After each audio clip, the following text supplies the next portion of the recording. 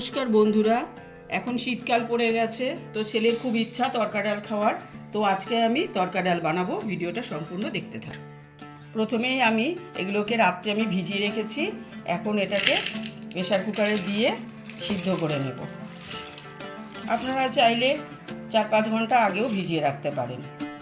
এর মধ্যে আমি সিদ্ধ করার আগে একটু লবণ, একটু হলুদ আর একটু তেল দিয়ে সিদ্ধ করে নেব।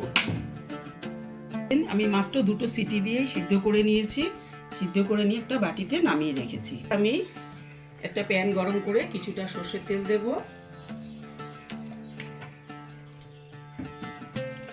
তেল গরম হয়ে গেছে। এখন একে একে এর মধ্যে পেঁয়াজ কুচি, রসুন বাটা, আদা বাটা দিয়ে একটু ফ্রাই করে নেব।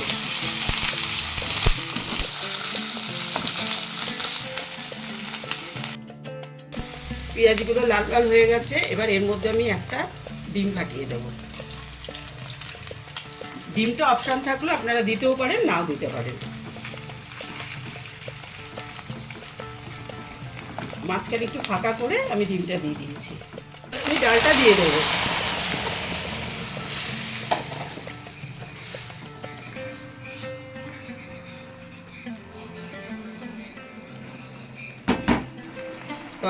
ডালটা ফুটে উঠেছে। এবার আমি তড়কা মশলার মধ্যে দিয়ে দেবো।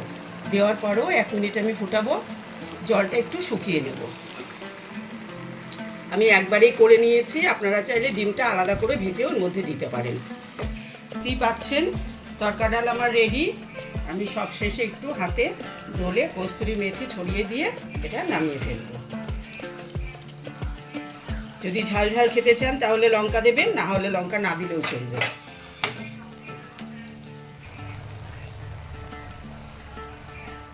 আমাদের তড়কা ডাল, এর সাথে গরম গরম লুচি আছে। আপনারা চাইলে রুটিও খেতে পারেন।